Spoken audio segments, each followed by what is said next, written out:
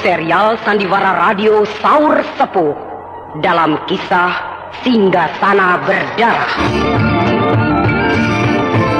Dalam kisah yang lalu dikisahkan, di kerajaan Madangkara pada waktu tengah malam, Pramita telah bermimpi tentang Brahma, sebuah mimpi yang mencemaskan.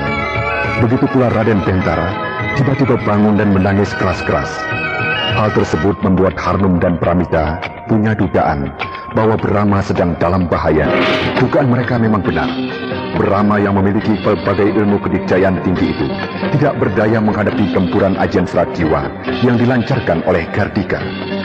Tubuhnya matang biru, dari mulut, hidung dan telinga keluar darah kental, merah semu hitam, menandakan Brahma terluka dalam sangat hebat. Tergeletak di atas tanah, tidak bergerak sama sekali, napasnya tinggal satu-satu. Brahma di ambang kematian.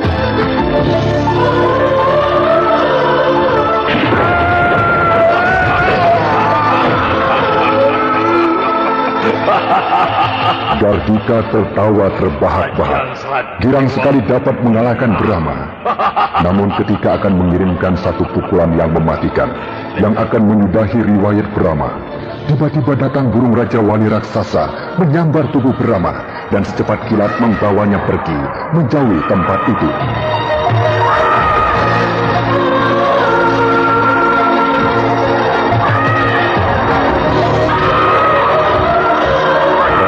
Raksasa terus terbang membubung ke angkasa, jauh dan tinggi sekali. Kedua kakinya mencengkram Brahma yang sudah tidak berdaya sama sekali.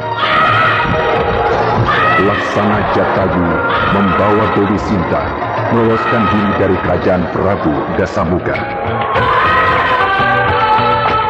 Raja Wali meluncur, membelah angkasa raya dengan kecepatan luar biasa. Kedua matanya yang tajam menatap ke muka, paruhnya yang besar dan kokoh terkatup rapat, kedua sayapnya yang lebar dan panjang turun naik mengepak-ngepak sangat cepat. Bulu-bulu tubuhnya yang lebat berkibar-kibar diterpah angin deras. Raja Wali terus meluncur menuju ke arah selatan.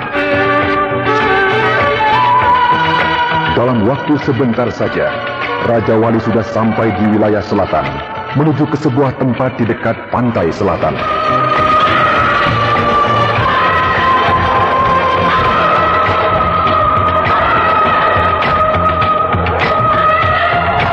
Tiba-tiba Raja Wali melukit, terbang menurun dari angkasa raya menuju ke bumi. Di sana ada sebuah goa, dan Raja Wali menuju ke goa itu. Raja Wali berhenti tepat di mulut goa, dan dengan hati-hati meletakkan Brahma di tanah. Kemudian dia memandang ke mulut goa.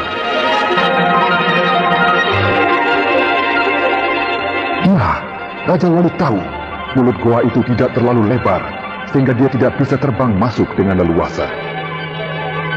Raja Wali lalu mendorong-dorong seperti penebang pohon yang mengguling-gulingkan kayu gelondongan.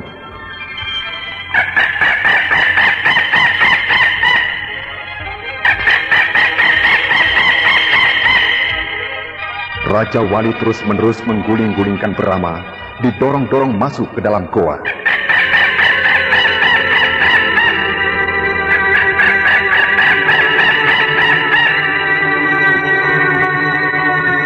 Dalam keadaan seperti itu, Brahma seorang pendekar yang sangat dikjaya, tak ubahnya bagaikan seonggok daging yang tak berfaedah. Dengan mengecilkan tubuhnya, Raja Wali masuk ke dalam goa sambil terus mendorong-dorong Brahma. Untunglah, goa itu bagian dalamnya lebar dan luas, sehingga Raja Wali dapat bergerak agak bebas. Kemudian dia berhenti sejenak, memandang ke sekeliling goa, sedangkan Brahma tergeletak di lantai dasar goa.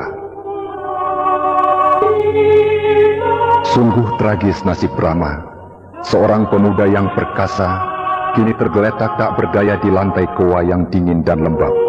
Kedua matanya terpejam, terbujur kaku, seluruh tubuhnya biru-biru, darah yang keluar dari mulut, hidung dan telinganya sudah kering, pakaiannya compang-camping, nyaris telanjang. Raja Wali kembali mendorong-dorong Brahma. Kali ini diguling-gulingkan menuju ke sudut goa sebelah dalam.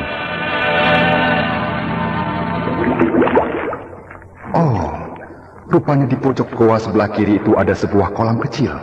Tapi kolam itu bukan berisi air, melainkan berisi lumpur. Ya, lumpur yang mendidih, membulat-bulat seperti kawah gunung berapi. Raja Wali terus mendorong Brahma sampai ke tepi kolam lumpur itu.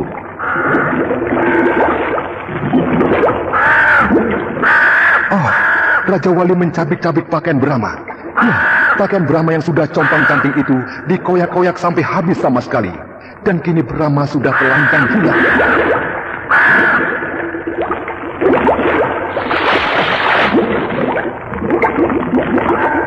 Oh, Raja Wali mendorong Brahma dengan keras.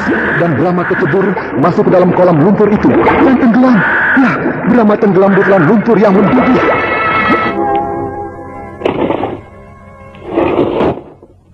Benar kataku bukan? Patih Kotawa tidak mau mengirim utusan ke Pajajaran sebelum batas waktu 1 bulan seperti apa yang dipesankan oleh Brahma. Ya, Patih Kotawa sangat patuh terhadap perintah atasannya. Dia sama sekali tidak mau melanggar perintah Kakang Brahma. Brahma adalah raja. Setiap sabdanya harus dipatuhi. Begitulah prinsip Patih Kotawa. Apa boleh buat? Aku akan pergi sendiri ke Pajajaran. Aku ikut. Jangan, Kak Mita. Kenapa? Ingat Bentar. Dia sudah besar, sudah tidak menetek lagi, sudah bisa makan bubur nasi. Lalu akan ditinggal? Ya, tadinya akan aku titipkan kepada Bibi Emban, tapi Ibunda Gayatri memintanya. Ya, dengan senang hati aku serahkan. Hitung-hitung diasuh oleh neneknya. Tidak akan lama bukan? Paling 1 bulan. Ya, baiklah. Kita berdua berangkat ke Pajajaran.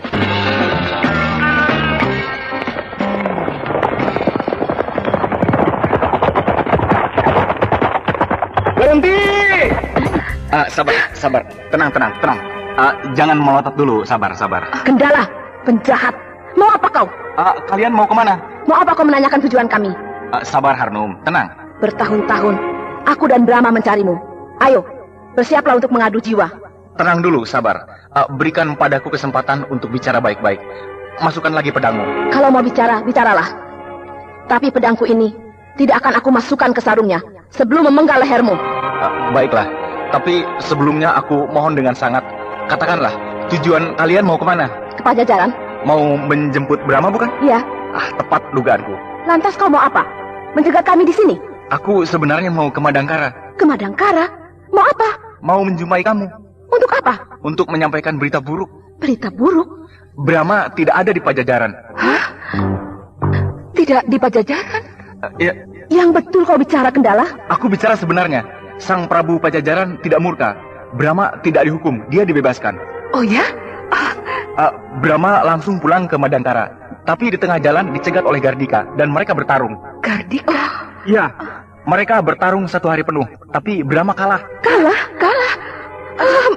Tidak mungkin Kakang Brahma kalah. Ketahuilah Harnum, Gardika berhasil menjadi murid Jaka Lumayung, guru besar perguruan serat jiwa, dan berhasil pula menguasai ajian serat jiwa. Ajian serat jiwa? Iya, ajian serat jiwa adalah ilmu kedijayaan yang masih langka. Tidak seorang pun tahu, kecuali murid-murid perguruan serat jiwa. Brahma memang sangat dijaya, tapi menghadapi ajian serat jiwa, dia roboh. Oh, roboh? Iya, tubuhnya biru-biru, muntah darah, juga dari hidung dan telinganya keluar darah. Brahma terkapar di tanah, sekarat, napasnya tinggal satu-satu, dan sangat lemah. Ketika Gardika akan membunuhnya, tiba-tiba datang burung raksasa. Raja Wali? Iya betul, Raja Wali raksasa. Lalu bagaimana? Raja Wali itu secepat kilat menyambar Brahma yang tergeletak di tanah, lalu dibawa terbang tinggi, jauh sekali, dan hilang di balik awan. Oh, dibawa kemana Brahma oleh Raja Wali? Kendala, kau jangan mengarang cerita yang tidak-tidak. Kalau kau mau percaya atau tidak, ya terserah. Tapi demi Dewata, aku bersumpah Harnum bahwa ceritaku ini adalah benar. Silahkan kalian pergi ke Pajajaran, cari Brahma. Kalau ketemu, potong leherku. Kendala, kemana arahnya Raja Wali membawa Brahma? Ke sana, ke arah selatan. Kenapa tidak dibawa ke Madangkara? Mungkin mau dibawa ke gurunya Brahma untuk diobati. Guru? Siapa guru Brahma? Kendala, kenapa kau ceritakan ini semua pada kami? Aku bentrok dengan Gardika. Bentrok? Ya, biasa, berselisih paham. Aku sudah bosan jadi penjahat, ingin hidup tentram. Tapi Gardika ya tetap merajalela.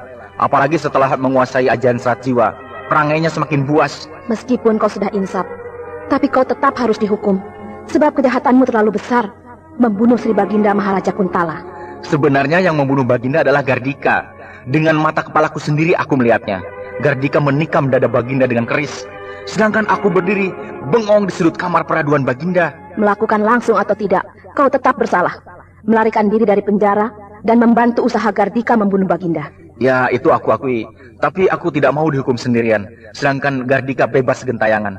Nah, tangkaplah Gardika. Jauh! Hei, Tendara! Jangan lari! Tendara!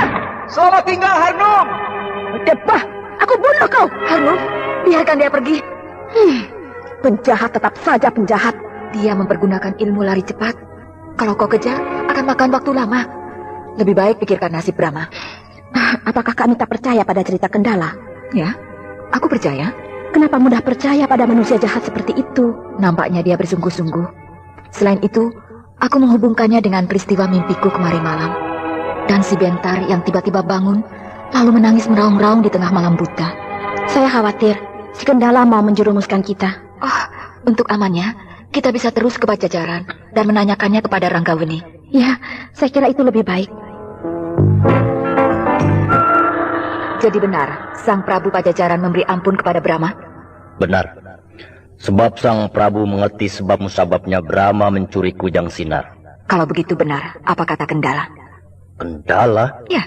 Apakah kalian berjumpa dengan Kendala? Ya, dia mencegat kami, lalu menceritakan pengampunan Sang Prabu Pajajaran kepada Brahma. Selanjutnya, menceritakan pula pertarungan Brahma dengan Gardika. Hah? Bertarung dengan Gardika? Ya, dalam perjalanan pulang ke Madangkara, Brahma dicegat oleh Gardika. Badebah, lancang sekali dia. Berarti Gardika tidak menghormati keputusan Sang Prabu Pajajaran. Kalau Sang Prabu sudah bersabda bebas, Brahma benar-benar bebas, tidak boleh diganggu sama sekali. Tetapi Gardika besar kepala. Dia tidak menghormati sabda Sang Prabu. Dia harus ditangkap. Kami pun sedang bingung, Ranggaweni. Sekarang Brahma ada di mana? Dalam pertarungan itu siapa yang kalah? Brahma. Brahma kalah? Ya. Ah, tidak mungkin. Katanya Gardika mempergunakan ilmu yang paling tinggi saat ini, yaitu ajian serat jiwa. Hah? Ya. Jakalumayung guru perguruan serat jiwa sangat gegabah. Menurunkan ajian serat jiwa kepada orang yang tidak benar. Itulah, kami sangat cemas sekali atas keselamatan Brahma. Menurut kebiasaan, seorang pendekar yang mengalami luka dalam selalu akan pulang ke perguruannya untuk berobat pada gurunya. Nah, aku kira Brahma juga begitu. Dia pasti pergi ke tempat gurunya. Tapi, aku tidak tahu siapa gurunya Brahma dan di mana tinggalnya. Harnum, mungkin kau tahu? Sebentar, aku sedang mengingat-ingat. Ah, pantas kau diam saja dari tadi. Rupanya sedang berpikir. Seingatku, guru Kakang Brahma hanya satu, yaitu kakek Astagina. Kakek Astagina? Iya, tapi kata Kakang Brahma, kakek Astagina sudah meninggal. Maksudku, pergi entah kemana. Dan sampai sekarang tidak pernah muncul, jadi diperkirakan sudah meninggal. Di mana Brahma berguru kepada kakek Astagina itu? Katanya di sebuah gua di pantai selatan. Wah, pantai selatan itu panjang sekali. Dari mulai Belambangan di ujung paling timur sampai ujung kulon. Kalau kita telusuri bisa sampai 5 tahun. Itulah, aku tidak tahu. Gua itu namanya gua apa dan tempatnya di mana. Coba ingat-ingat. Apakah Brahma pernah bercerita tentang perjalanan pengembaranya? Oh ya, aku ingat. Apa itu, Harnu? Desa Halimun. Desa Halimun? Ya, Kakang Brahma pernah mengisahkan pertemuannya dengan Utari di Desa Halimun waktu dalam perjalanan dari gua pantai selatan Sartin. Nah, suatu petunjuk yang sangat berguna. Kalian sudah bisa langsung pergi ke Desa Halimun itu. Dari sana bisa terus menelusuri jejak Brahma ke gua pantai selatan. Di manakah Desa Halimun itu? Saya juga tidak tahu pasti, Kak Mita. Tapi masih berada di wilayah Kulon. Aku tahu. Di mana? Di wilayah selatan. Hah? Di wilayah selatan? Ya. Kalian dari sini terus ke barat. Sampai di Sungai Cimadiri, kalian menyeberang.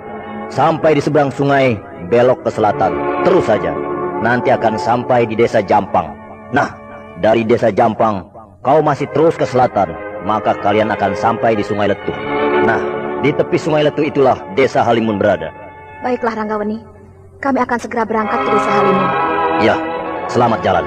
Hati-hatilah. Iya.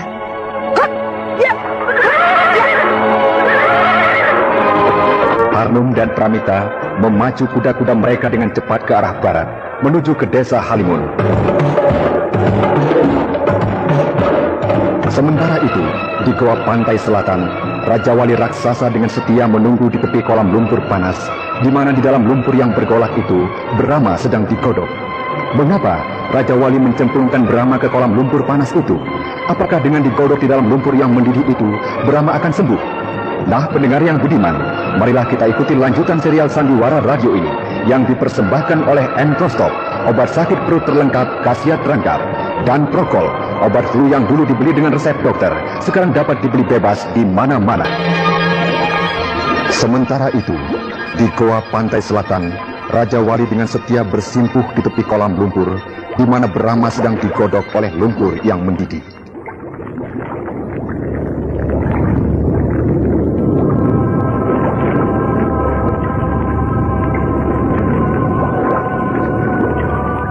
Pagi menjelang siang, siang menjelang senja, senja menjelang malam, malam menjelang pagi. Begitu terus berulang-ulang, waktu merayap dengan lambat. Namun tidak terasa, 7 hari 7 malam, Brahma digodok dalam kolam lumpur bergolak.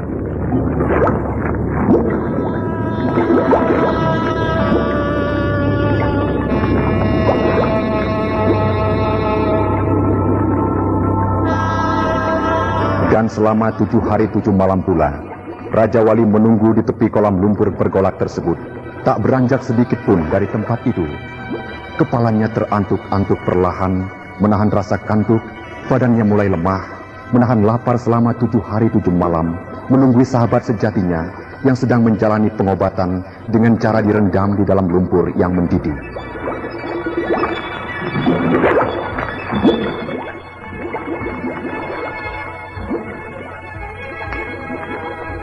Dan pada hari ke-7, di pagi yang cerah, dari kolam lumpur bergolak itu, perlahan-lahan menyembul sebuah kepala.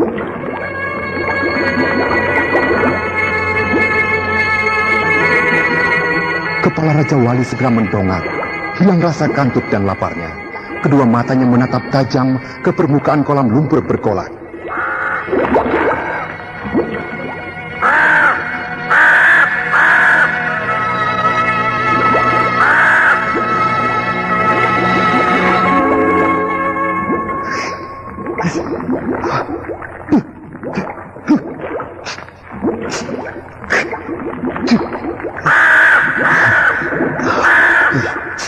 Gimana aku ini? Raja Wali. Raja Wali. Di mana kita? Kok kolam lumpur bergolak? Kenapa aku berada di dalam kolam lumpur bergolak?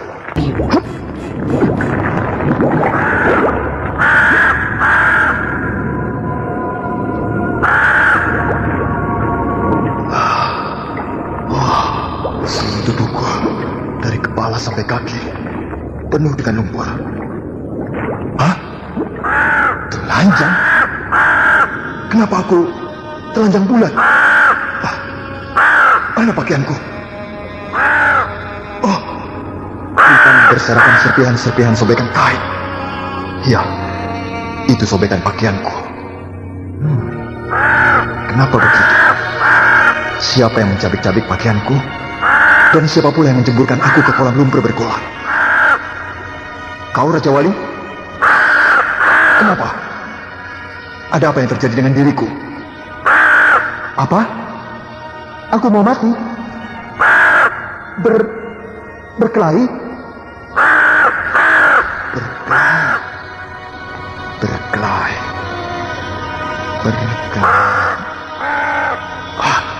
Iya, aku ingat. Aku berkelahi dengan Gardika. Iya, kau benar Raja Wali. Aku kalah.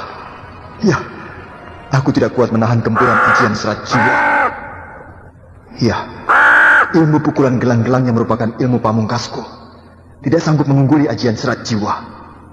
Ya, aku ingat betapa dahsyatnya ajian serat jiwa itu. 10 buah sinar putih kebiru-biruan memancar dari jari-jari tangan Kartika, meluncur menerjang badanku, dan aku mengerahkan ilmu pukulan gelang-gelang. Tapi tidak kuat. Badanku terasa sangat panas. Panas sekali. Dan aku tidak ingat apa-apa lagi. Ya, Raja Wali. Aku pingsan. Oh, kau menyambar aku dan dibawa ke sini? Oh, Raja Wali, sahabatku yang sejati. Kau telah menyelamatkan jiwaku. Terima kasih, Raja Wali. Iya, aku mengerti mengapa kau membawa aku ke sini. Sebab ini adalah Gua Pantai Selatan.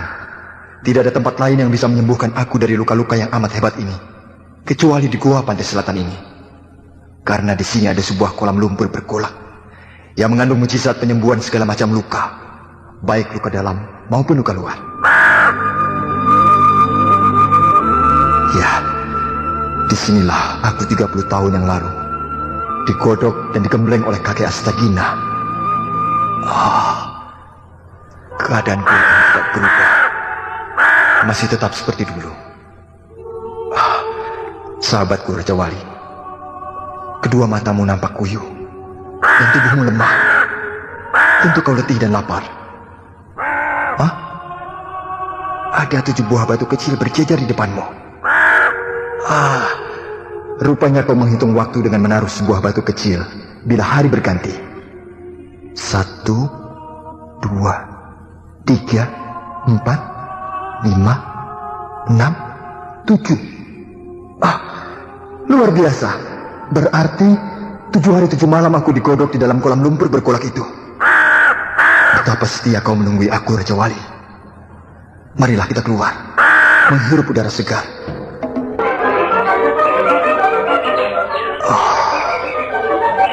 Betapa segarnya alam ini. Udara terasa amat nyaman sekali. Apa? Aku telanjang rupanya. Iya, aku telanjang bulat. Aku sekarang sudah tidak punya apa-apa lagi, Raja Wali. Selembar pakaian pun aku tidak punya. Ya. Ayo, kita mencari ular yang besar atau harimau dan kita ambil kulitnya untuk dibuat menjadi pakaian. Ayo. Ya, silakan kalau kau mau terbang. Memang bagimu terbang lebih leluasa. Tentu kau letih dan lapar, sehingga badanmu menjadi lemah dan tidak bisa terbang secepat kilat seperti biasanya.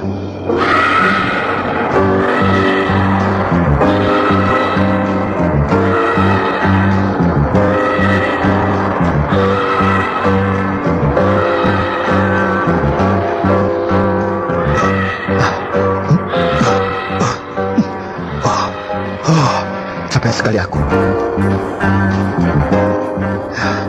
Ya, aku pun sama dengan Raja Wali. 7 hari 7 malam tidak makan dan tidak minum. Apalagi aku baru saja mengalami luka dalam yang sangat parah.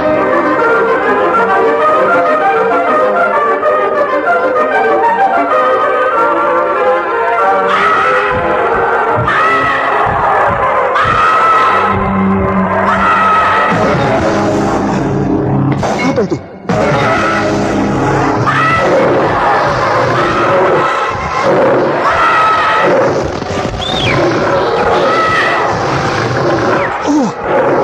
Raja Wali berkelahi dengan harimau. Rupanya dari angkasa. Raja Wali melihat seekor harimau dan langsung diserangnya. Dan sekarang mereka sedang bertarung. Baik, aku datangi mereka.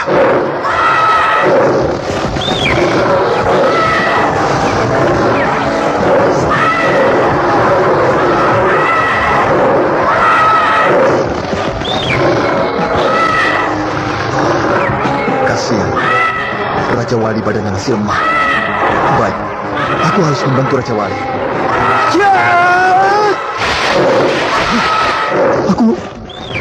Aku tidak bisa melompat jauh. Kedua kakiku gemetar. Aku lemah. Aku tidak berdaya mengerahkan ilmu meringankan tubuh. Bahaya. Aku tidak boleh ikut berkelahi. Aku bisa mati diterkam harimau itu. Ya, akan aku lempar dengan batu.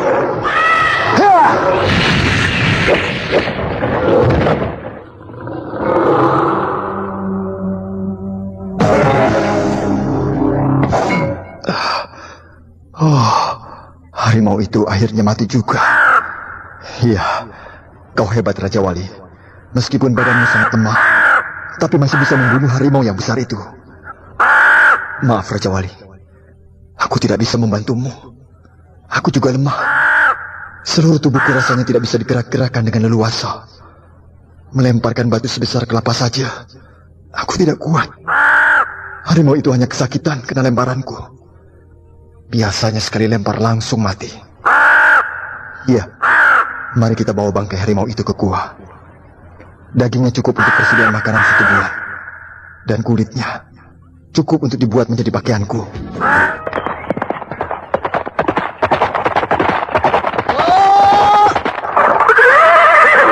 Hei, kenapa berhenti Harnum? Keluar! Kenapa kau berteriak-teriak? Kau bicara sama siapa Harnum? Ada yang mengikuti kita. Oh ya? Ya, sejak tadi. Dari mulai persimpangan jalan di kaki bukit itu. Benarkah?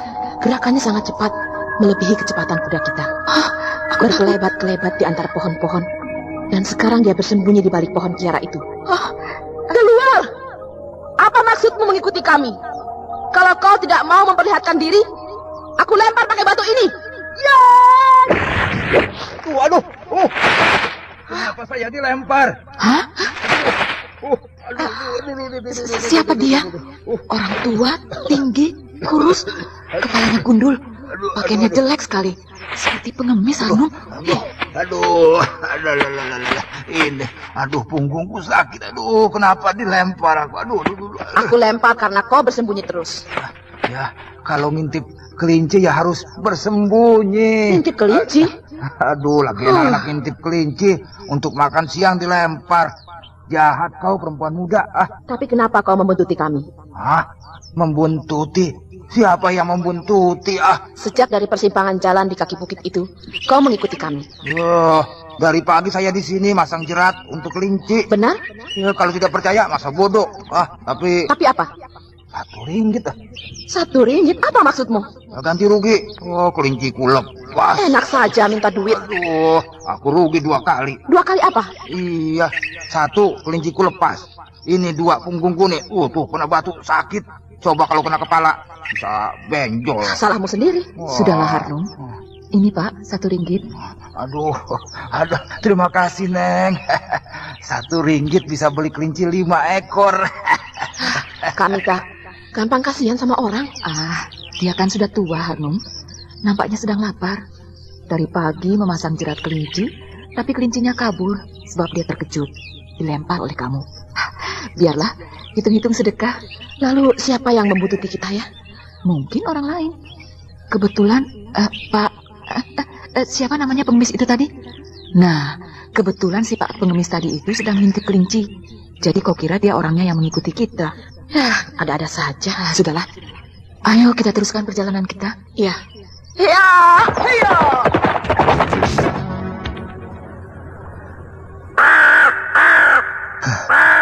Ya, lumayan Raja Wali. Badanku berangsur-angsur membaik. Tidak terlalu lemah seperti 10 hari yang lalu. Ya, kau juga kelihatan sudah segar. Dan terbangmu sudah bisa cepat seperti dulu. Bagaimana Raja Wali? Kau mau pulang? Ya. Aku mengerti. Kau pun sudah terlalu lama meninggalkan rumahmu. Ya, kita bersahabat bertahun-tahun. Tapi aku belum tahu di mana kau tinggal. Begitu pula kau belum pernah ke istanaku di kerajaan Madangkara. Suatu saat kelak, kau harus membawaku ke rumahmu. Begitu pula aku akan membawamu ke istanaku. Selamat jalan Raja Wali. Kau telah menyelamatkan jiwaku, menjagaku sampai aku sembuh. Suatu ketika, aku ingin membalas budimu yang tidak terhingga itu. Iya, aku tahu kau menolongku tanpa pamrih. Karena kita bersahabat. Tapi aku wajib membalas budi baikmu. Selamat jalan, Raja Wali.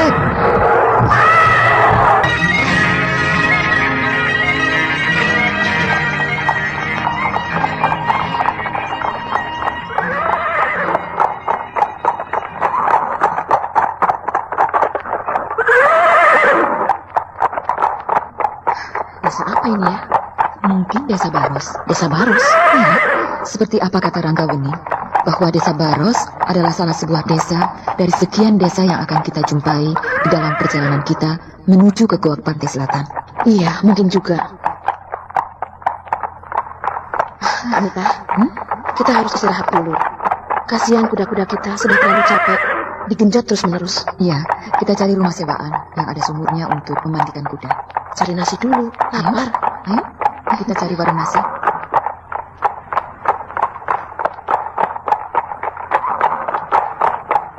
Tuh, ada warung.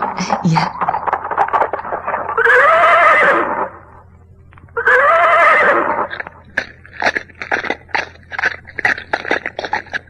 Sampurasun. Rampes. Ada nasi, Pak? Ada, nak. Silakan duduk. Terima kasih, Pak. Nasinya enak ya, Kak Mita? Iya, putih dan pulen. Atau mungkin juga kita berhari-hari tidak makan nasi. Begitu ketemu nasi, rasanya nikmat. Iya, aku sampai bosan makan daging lulu. Untung sering menjumpai lalap-lalapan, jadi agak seger sedikit. Kalau mengembara, ya begitu itu. Yang dimakan daging binatang rimba. Kalau ketemu kampung atau desa, baru makan nasi. Kasihan, Neng. Hah? Kasihan, Neng. 3 hari tidak makan. Bukankah kau yang kemarin bertemu dengan kami waktu kau sedang menjerat kelinci? Betul? Iya, betul, Neng. Saya Rawon. Mau apa kau? Nasi. Kemarin kan sudah dikasih duit 1 ringgit. Itu kan uang untuk ganti kelinci. Uang untuk nasi belum. Wah, kacau ini orang. Hush, Harnum. Sudahlah, ayo beri dia nasi. Terima kasih, Neng. Sini, Pak Rawon. Duduk bersama kami. Ayo makan. Anda? Dasar. Sudahlah, kasih saja. Pak Warung, tolong bungkus nasi lengkap dengan lauk pauknya. Baik, Neng. Rawon, kau tahu desa apa ini namanya? Tidak tahu, Neng. Baru kali ini saya kesini. Desa Baros, Neng. Desa Baros? Nah, benar tidak kataku? Iya. Ini Neng, nasi bungkusnya. Terima kasih, Pak. Iya. Ini Pak Rawon. Tuh, Iya. bungkusannya besar. Aduh. Pasti nasinya banyak. Terima kasih, Neng.